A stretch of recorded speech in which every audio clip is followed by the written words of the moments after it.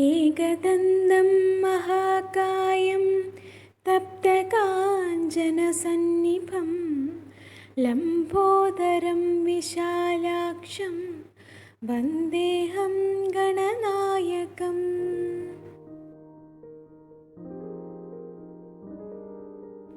എല്ലാവർക്കും നമസ്കാരം. ഇന്ന് നമ്മൾ ചുട്ടരച്ച ചമ്മന്തിയാണ് തയ്യാറാക്കാൻ പോകുന്നത്. അപ്പോൾ ആദ്യം നമുക്കതിനായി ഈ വറ്റൽമുളകൊക്കെ ഒന്ന് ചുട്ടെടുക്കാം. ഇതുപോലെ ഗ്യാസ് ഓൺ ചെയ്തതിന് ശേഷം ഓരോന്നായിട്ട് ചുട്ടെടുത്താൽ മതി.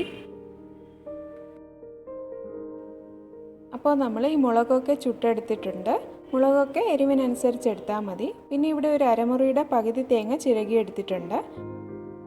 പിന്നെ 2 തണ്ട് കറിവേപ്പില വേണം. പിന്നെ കുറച്ച് പുളി എടുത്തിട്ടുണ്ട്. പിന്നെ ഉപ്പ് ആവശ്യത്തിന് എടുത്തിട്ടുണ്ട്. പിന്നെ ഇവിടെ ഒരു 8 ചെറിയ ഉള്ളി എടുത്തിട്ടുണ്ട്.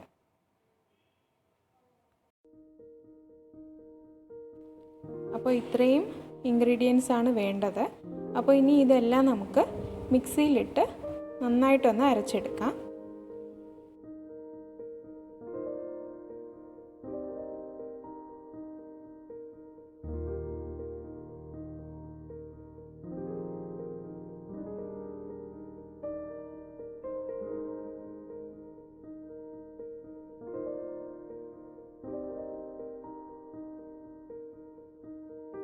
അപ്പോൾ നമ്മുടെ ചുട്ടരച്ച ചമ്മന്തി തയ്യാറായിട്ടുണ്ട്.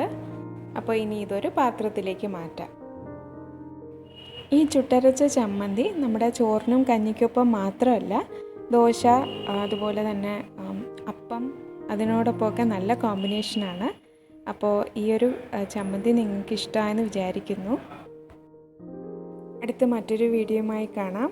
എല്ലാവർക്കും നന്ദി. Thank you.